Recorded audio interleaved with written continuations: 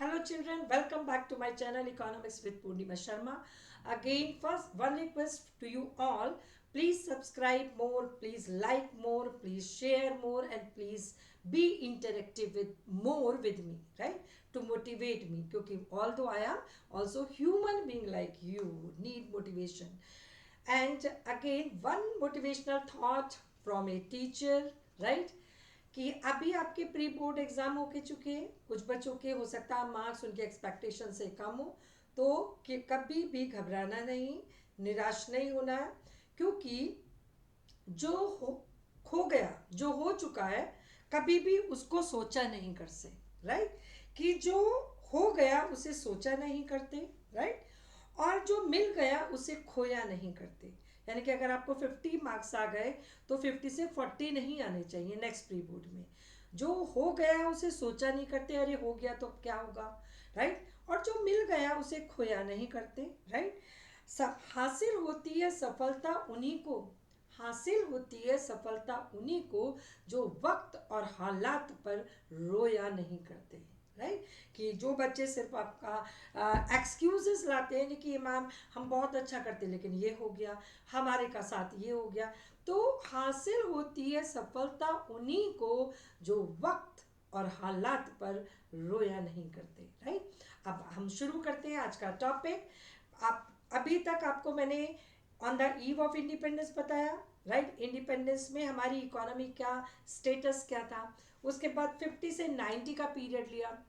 50 से 90 के पीरियड में मैंने आपको economic system, economic planning, then agriculture, industrial and foreign trade, उन तीनों का स्टेटस बताया, राइट? अब हम चलते हैं कि हमें आपको 10th में भी पढ़ा है बच्चों ग्लोबलाइजेशन। ग्लोबलाइजेशन क्या था? एक पार्ट ऑफ इकोनॉमिक रिफॉर्म्स, जो कब हुआ था? 91 में हुआ था। तो रिफॉर्म्स की हमें ज़रूरत क्यों पड़ी? हम कहते हैं ना, किसी बच्चे को कहते हैं सुधर जाओ, ठीक है? तो सुधर ऐसे क्यों बोले? क्योंकि उसमें कोई कमी है, तभी मैं बोली हूँ सुधर जाओ बेटा, ठीक है? तो हमें रिफॉर्म, सुधार की हमें इंडियन इकोनॉमी को क्यों ज़रूरत पड़ी थी बच्चों?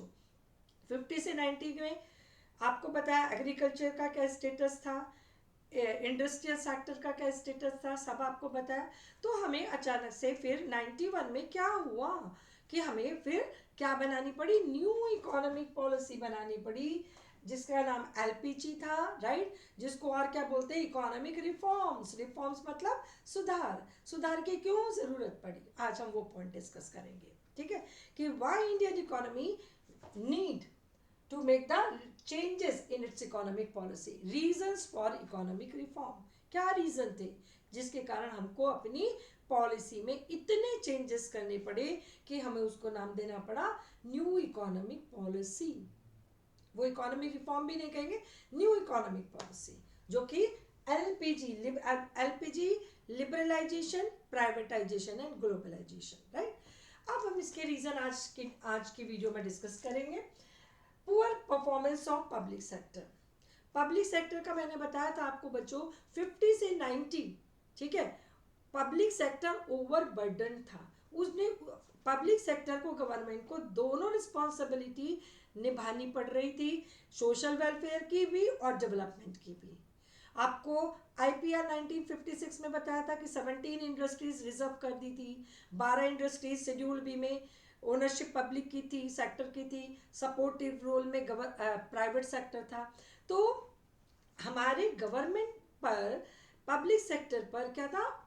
ओवर बर्डन हो गई थी, उस पर बहुत ज़्यादा काम हो गया था, राइट?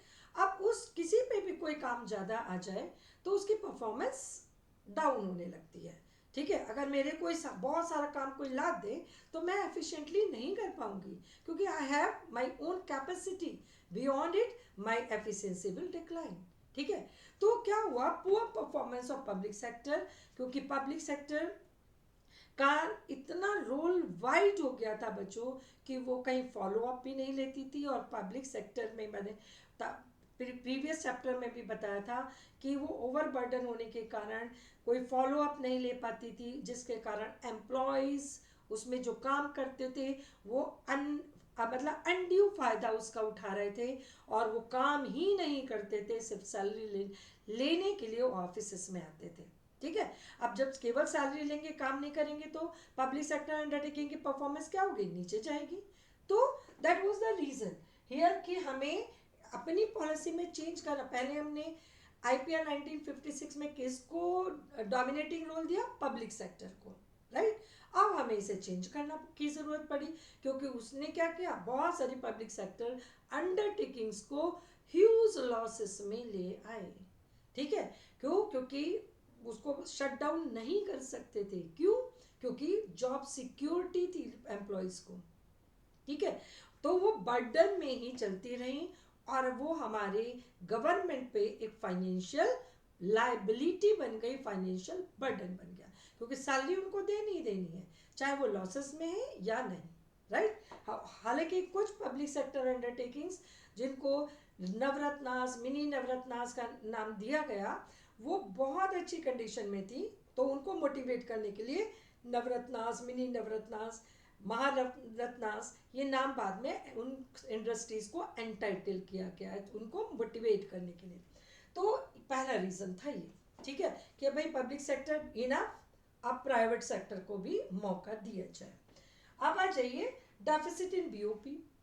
बीओपी हमारा डेफिसिट हो गया था, उसका रीजन क्या था बच्चों, उसका रीजन था कि हम अपने इंपोर्ट सब्स्टिट्यूशन पॉलिसी मैंने आपको बताई थी 50 से 90 में, इंपोर्ट सब्स्टिट्यूशन पॉलिसी बनाने के बावजूद, in spite of using this step by the government fails to control import or export could not be increased because the quality of Indian product was not at all good, fit for international market. तो export promote नहीं हो सके और import को रोका नहीं जा सका, क्योंकि डेवलपमेंट के लिए हमें क्या चाहिए था, न्यू टेक्नोलॉजी चाहिए थी, हमें न्यू एडवांस मशीनें चाहिए थी, वो हमें इंपोर्ट करनी ही थी। और जिनको पास पैसा था बच्चों, वो इंपोर्ट करते रहे, वो हैवी इंपोर्ट ड्यूटी लगाने के बावजूद, महंगी होने के बावजूद वो इंपोर्ट करते रहे जिनके पास पैसा था। तो इंपोर्ट को हम कर नहीं पाए, तो हम यानी कि आउटफ्लो ऑफ फॉरेन करेंसी पे चेक नहीं लगा पाए, और इनफ्लो को हम बढ़ा नहीं पाए क्योंकि एक्सपोर्ट नहीं बढ़ रहे थे because of the poor quality of Indian product. तो अल्टीमेटली रिजल्ट क्या हुआ, हमारा बीओपी क्या हो गया, डेफिसिट हो गया, इनफ्लो कम होता गया और आउटफ्लो बढ़ता गया, राइट। अब इस डेफिसिट बीओपी तो कोई कंट्री एक्सेप्ट नहीं करेगा, राइट। तो अब इसकी कंडीशन को इंप्रूव करने के लिए we need to make the changes, reforms, right. Next था इन्फ्लेशनरी प्रेशर।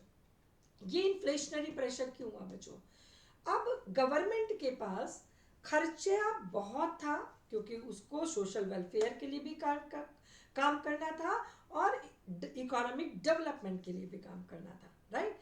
तो उसका जो खर्च थे वो बहुत ज़्यादा थे एज कंपेयर टू रेवेन्यू।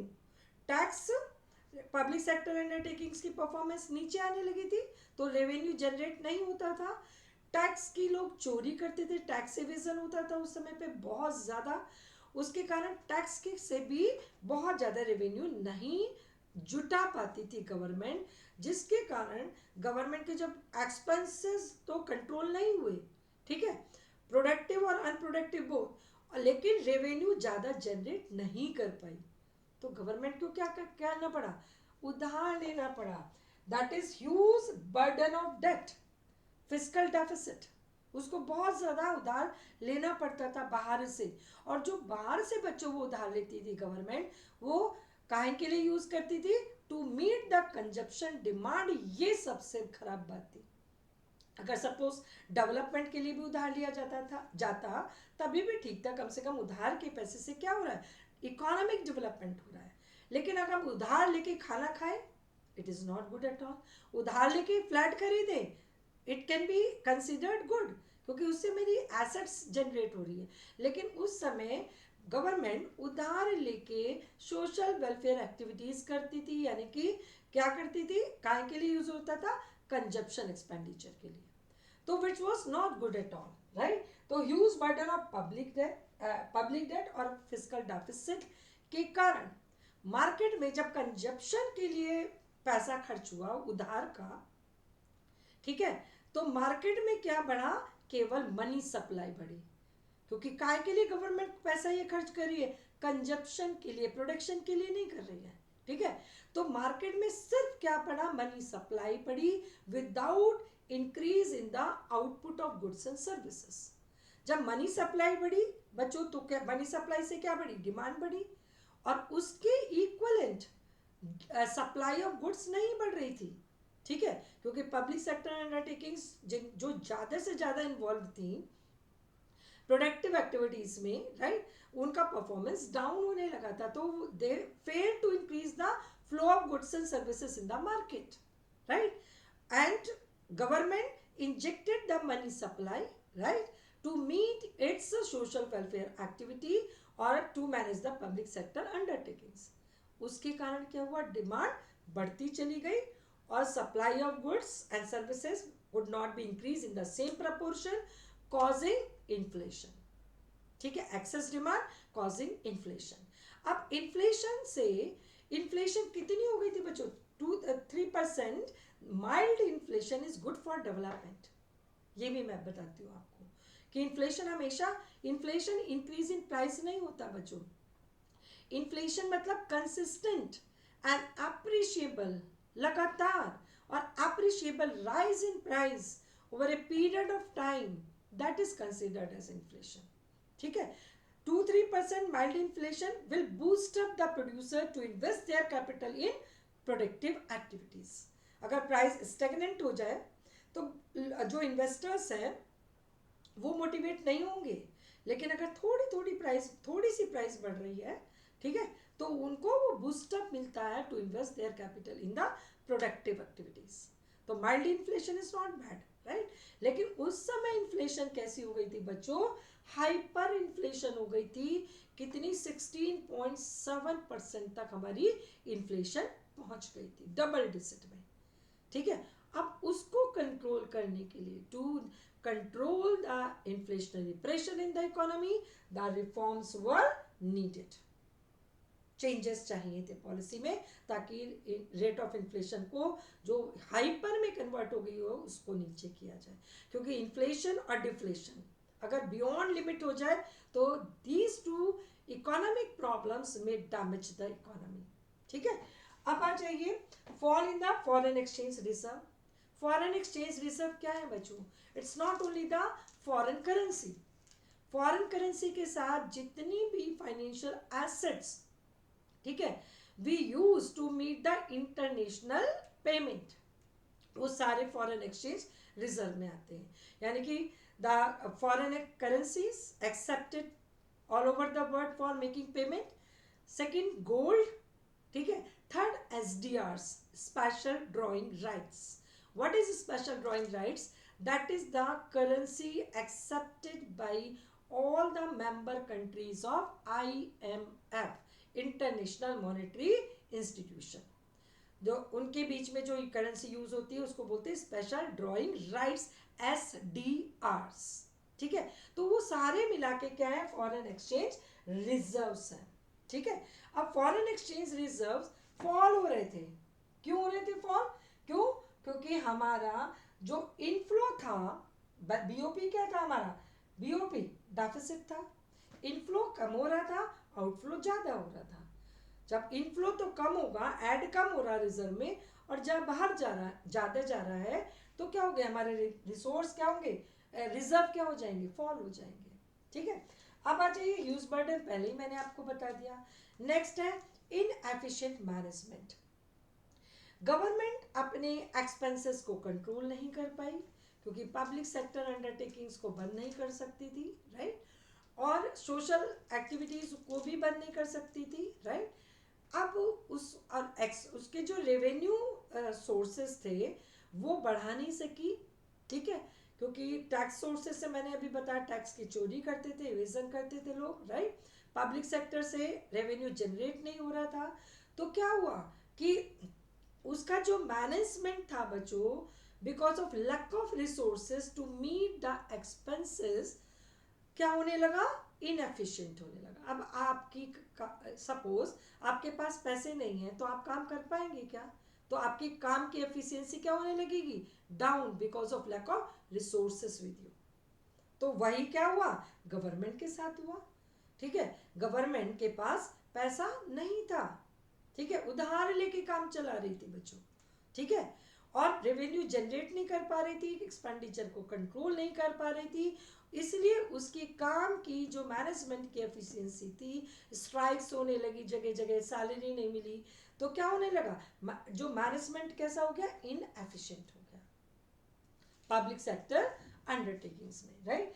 तो ये सारे रीजन थे बच्चों जिसके कारण हमें फिर क्या हुआ, अब सोचो जब हमारे पास फॉरेन एक्सचेंज रिजर्व नहीं है to make the payment to other countries for import, right, और to make the payment of interest on the loan ask, क्योंकि लोन ले लेके काम चला रहे थे हम अपना, अब लोन की हमें इंटरेस्ट तो हमें हर महीने ही देनी है ना, तो उस लो इंटरेस्ट के लिए भी पैसा नहीं था हमारे पास, इंपोर्ट जो हमारे 15 दिन के थे उसके लिए भी हमारे पास फॉरेन एक्सचेंज रिजर्व्स नहीं थे, इतने रिजर्व्स कम हो गए थे, तब हमने क्या किया, इंडिया की गवर्नमेंट ने लोन लेना शुरू किया, किसे, फॉरेन कंट्रीज से।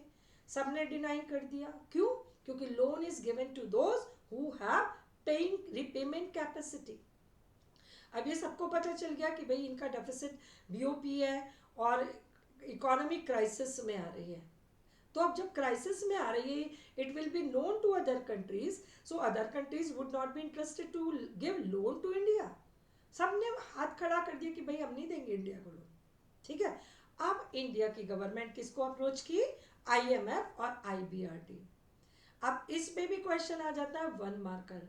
IBRD that is international bank for reconstruction and development, उसका जो दूसरा नाम है बच्चों वो वर्ल्ड बैंक है, ठीक है।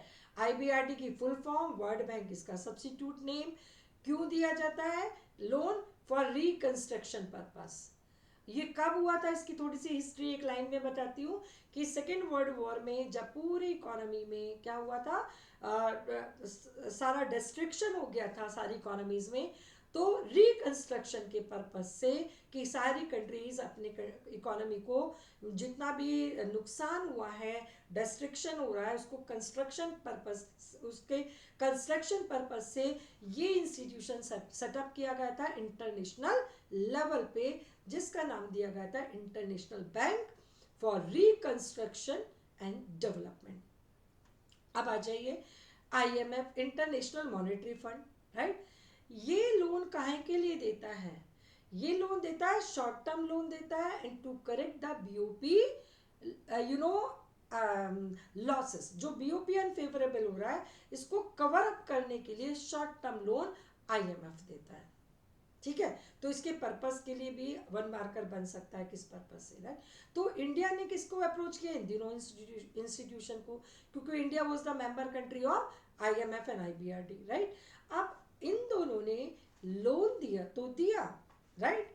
कितना लोन दिया, $7 बिलियन का इंडिया को लोन दिया, राइट। लेकिन किस एक्सपेक्टेशन से दिया कि at least now India will remove the restriction on private sector, ठीक है।